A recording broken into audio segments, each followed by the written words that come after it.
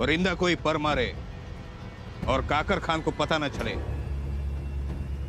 ऐसा हो नहीं सकता, कभी नहीं।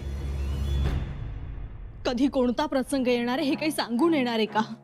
जी एवढी दूरची जागा, मोगल मुलूक, कडेकोट चौकी पहारे, त्यात राजांचं राजबिंड रूप कोणी ओळखलं, कोणाला संशय आला तर? जी बुऱ्हाणपूरच ना? जी राणी साहेब, तुम्हाला ठाऊक होतं ना कविराज? जी अहो मग थांबवायचं होतं ना राजांना. तुम्हाला काय एवढी सोपी गोष्ट वाटली ती? कोणती सुरक्षा नाही, सुरक्षेचा कोणता इंतजाम नाही, परमुलूक तो. कविराज, तुम्ही एवढे ज्ञानी आहात, मग थांबवायचं होतं ना राजांना. राणी साहेब, आपण चिंता करू नका. वेषांतर करणार आहेत, शिवाय त्यांच्या बरोबर बहिर्जी नाईक आहेत. कविराज, वेषांतर, बहिर्जी काका, सगळं ठीक आहे, पण तुम्हाला कल्पना आहे राजांना स्वराज्यात कैद करायला लोक टपलेले असतात. हो मग ते तर बुऱ्हाणपूर, त्यात 1000 डोळ्यांनी बघणारा तो औरंगजेब.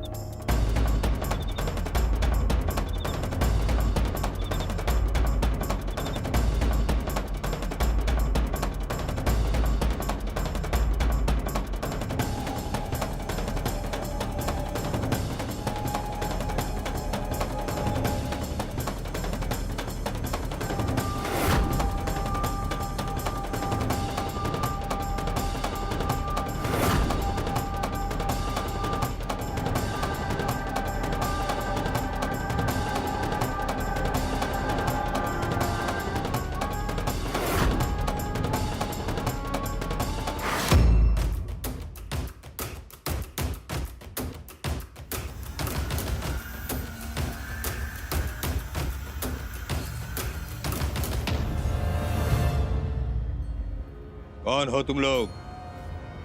क्यों आए हो यहाँ? इस तरह मालूमात करने के पीछे क्या इरादा है तुम्हारा? सरकार, सच सच बताओ। ये सेठों के सेठ, अमीरों के अमीर, मुझे माफ कर दो। बिल्कुल बिल्कुल माफ नहीं करूंगा। छोड़ो छोड़ो मेरे पैर। नहीं नहीं सेठ जी, अरे गलती मेरी ही है। मैंने ही आपसे कहा था चलो बुरहानपुर, चलो बुरहानपुर। अरे आप तो सूरत में ही रुकना चाहते थे, लेकिन मैं मजबूरन आपको यहाँ ले आया।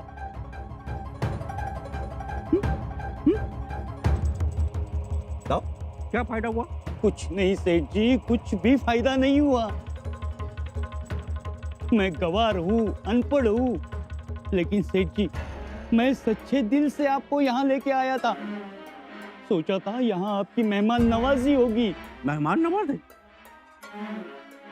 ऐसी मेहमान नवाजी? परदेसी व्यापारियों की ऐसी मेहमान नवाजी होती है, ऐसे गले पे तलवार रखकर?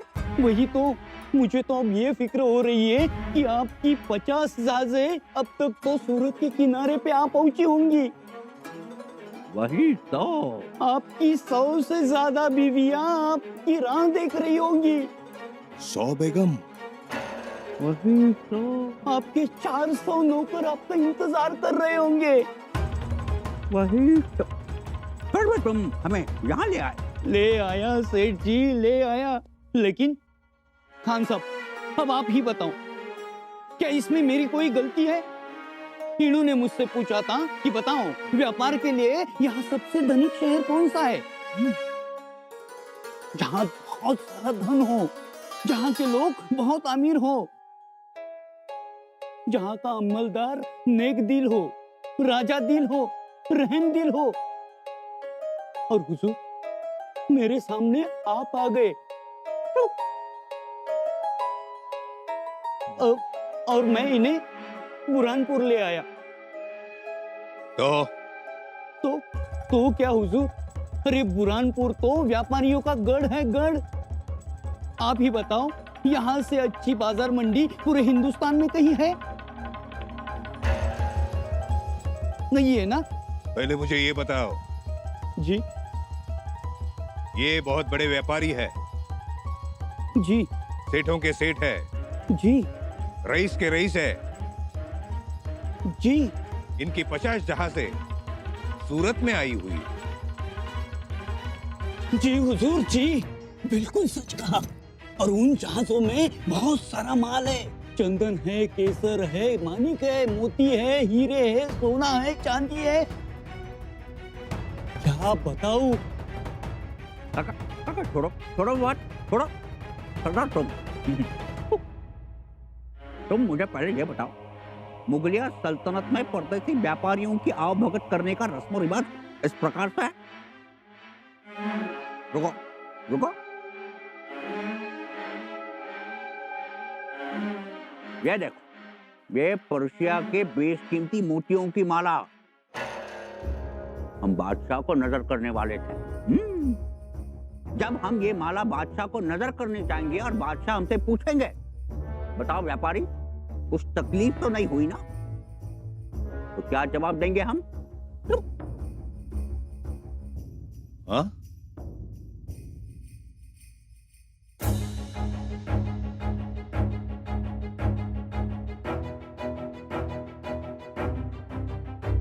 सरदार, ये पकड़ो हाथ में, रुको। ये अब ये देखो, वे बेशकीमती हीरे हम किसे नजर करने वाले थे? किसे? जीनत आपा को। जीनत आपा।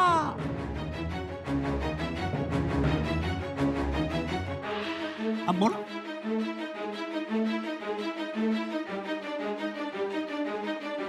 मैं समझा,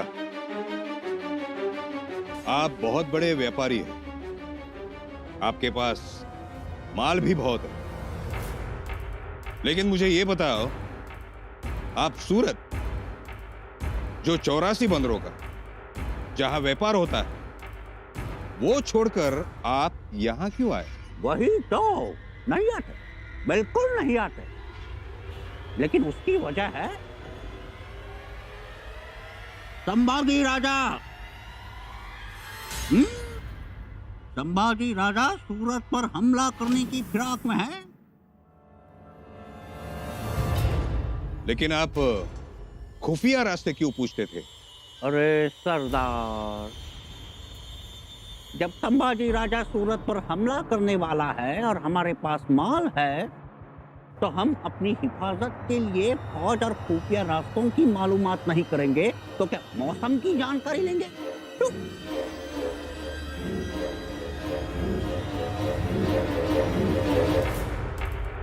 अच्छा अच्छा, समझा। आपको पहचानने में गलती हुई। अब फिक्र की कोई बात नहीं, आप बेझिझक व्यापार कीजिए। मैं बोलता हूं, यहां 2000 फौज की गश्त होती है। 1000 की फौज किले में रहती है। 500 घुड़सवार हैं। कहने को तो हम बहुत कुछ कह सकते हैं। रही दूसरी बात, ये बादशाह का बहुत प्यारा शहर है। यहां कोई आंख उठाकर भी नहीं दिखता। हाँ, आप आइए। वही तो, आए, जरूर आएंगे। और आपका सारा माल, सोना, चांदी, हीरे, माणिक, मोती ले जाएंगे। जरूर, स्वागत होगा आपका। काका, अब हम व्यापार यही करेंगे जहां आप जैसा दिलदार सरदार हो। जरूर। ये आपका हाथ, रहने दो। लेकिन ये तो बादशाह सलामत के लिए है। अरे हुजूर, अब तो आप ही हमारे बादशाह हो। हम बादशाह सलामत को दूसरा हार दे देंगे।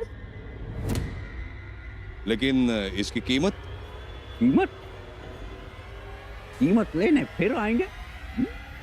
और जब आएंगे तब पूरी वसूल करेंगे। हमें आपका इंतजार रहेगा। अलविदा। जय श्री कृष्ण। खुदा हाफिज।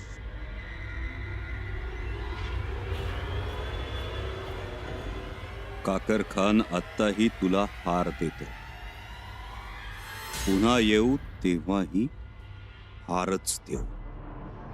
किंमत असेल पुराणपूर.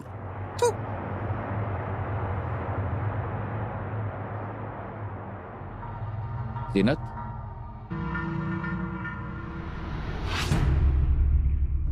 मिलाई अपने भाईजान अकबर से।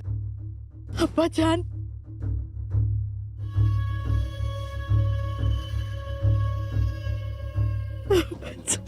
तो जीनत, इस तरह रोने की कोई जरूरत नहीं है। अब्बा जान, हमारे तो औरों की तरह तुमने भी मान लिया कि औरंगजेब आलमगीर का दिल पत्थर का है ना? नहीं अब्बा जान। तुमने मान लिया कि अकबर तुम्हारा भाई है, कबूल, मगर वो हमारा बेटा है, हमारी अपनी औलाद। हम भी चाहते हैं कि उसे अपने कलेजे से लगाएं, उसे प्यार दें। हम जानते हैं कि कितनी रातें ऐसी उसकी याद में हमने करवटें बदली। एक बाप अपनी औलाद की फिक्र नहीं करेगा तो कौन करेगा? हाँ? अकबर हमारे साथ नहीं है, इस बात ने हमारे चैनो सुकून को लूट लिया है। फर्क सिर्फ इतना है कि हम दुनिया के सामने अपने जज्बात को जताते नहीं। मगर अब खजूर पक चुका है शहजादी। हाँ, वक्त आ गया है। अब्बा जान, खजूर पक चुका है शहजादी।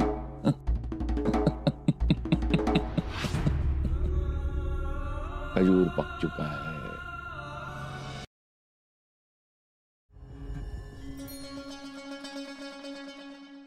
चिंता न करें शहनशाह, पूरा राजपुताना आपके साथ है, जीत हमारी ही होगी।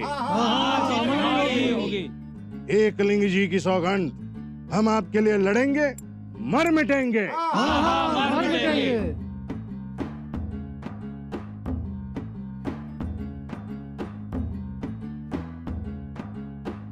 आपका एतबार और प्यार ही हमारे लिए जोश है।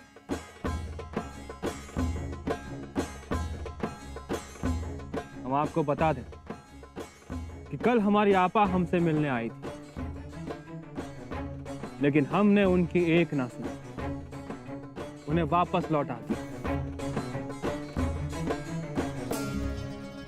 हम सच्चा शासन लाना चाहते हैं। बादशाह औरंगजेब को हराकर आप सभी को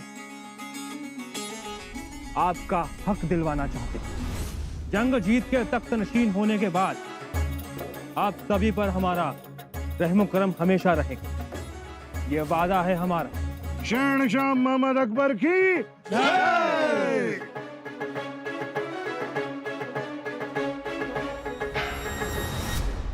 वैची काका, आता इजाजत द्या. सगळं ठरवल्याप्रमाणे पार पडलं. होय, पण माझ्या जीवाला नुसता घोर लागून राहिला होता. काही होतं आणि काही नाही. आता पकडणार असं वाटत होतं, पण सुटलो एकदाच. काय काका, अहो स्वराज्याचा राजा, महाराजांचं लेकरू माझ्या बरोबर, आणि मी असा गाफील. अहो मी असा एकटा कुणाच्या बाला बी भेट नाही. पण निभावलं ना. होय, पण मला झोप आहे का तुम्ही आल्यापासून? आता आराम करा आणि सावध राहा. आम्ही रायगड जवळ करू. ठीक, मी आपली माणसं पेरलेतच. पण तुम्ही आता औरंगाबादच्या रस्त्यानं मोरं नाही जायचं, सुरतेच्या रस्त्यानं मोरवा. कारण काकर खानाचे जासूस नाही म्हटलं तरी तुमचा पिच्छा पुरवणार हमखास. आणि मोरं गेल्यावर 22 कोसावर रस्ता बदला. आणि जो पोषक बी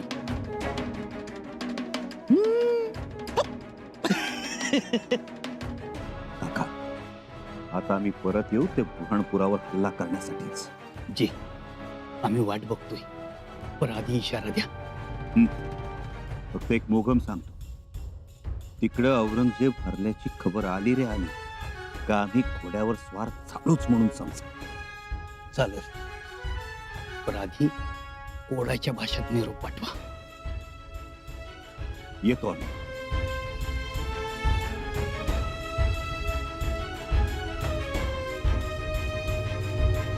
सभी को लगता है कि हम हार जाएंगे. हाँ जीनत बेटा, इस बार सभी को ऐसा ही लगता है कि मुगलिया सल्तनत हार जाएगी. नहीं अब्बाजान, ऐसी बात नहीं है. जीनत बेटा, हार और जीत एक बहादुर की किस्मत की दो सितारे हैं. मगर हम तो हार ही नहीं सकते, क्योंकि खजूर तो अभी पका है. खुदा का शुक्र है. सबको ऐसा लगता है कि हम और अकबर अलग अलग हैं, लेकिन हम तो अलग अलग हैं ही नहीं. सच अब्बू? हाँ, हम एक ही तो हैं. फिर हारेंगे कैसे? ये वालिद और बेटे की जंग नहीं है, ये तो बस हमारी एक चाल है. जंग का हमारा एक छोटा सा दस्तूर है. लेकिन अब्बाजान, बेटा, शहजादी आप यहाँ आइए.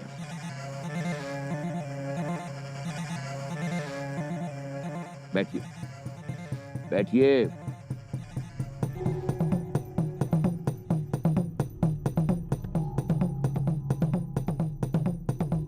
अब खत लिखिए.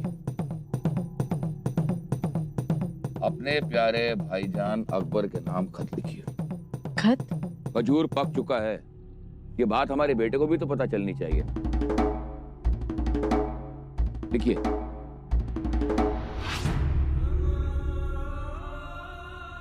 लिखिए, मेरे प्यारे बेटे मोहम्मद अकबर, अस्सलाम वालेकुम.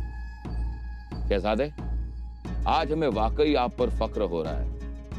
आज आपने साबित कर दिया कि आप हूबहू औरंगजेब, बल्कि मैं तो ये कहूंगा कि आप औरंगजेब से 2 कदम आगे हैं.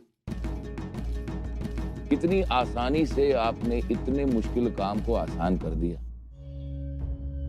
सारे राजपूतों को एक साथ लाकर खड़ा कर दिया. वाह वाह. कल सारे राजपूत खुद ब खुद मर कटने के लिए हमारे जाल में आप फंसेंगे. शहजादे, कल आप राजपूतों को आगे रखें, क्योंकि हम आगे से हमला बोलेंगे और आप पीछे से हमला करना.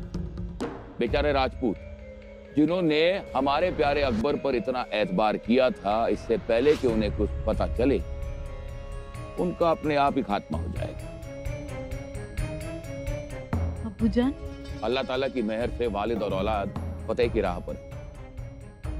जिन राजपूतों ने जजिया लगान के खिलाफ आवाज उठाई, जिन्होंने मुगलिया सल्तनत को नकारा, कल वो अपने आप ही इस दुनिया से रुखसत हो जाएंगे.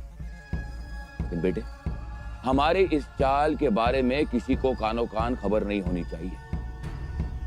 कल मुगलिया सल्तनत का परचम लहराएगा, इंशाअल्लाह लहराएगा. आपके वालिद की दुआएं हैं बेटा.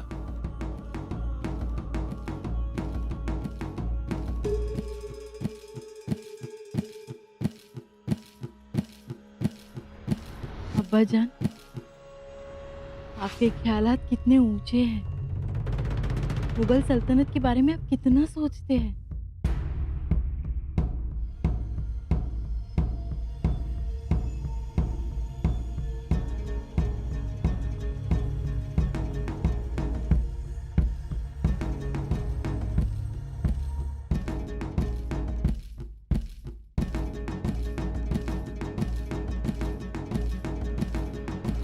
वज़ीर आलम, ये खत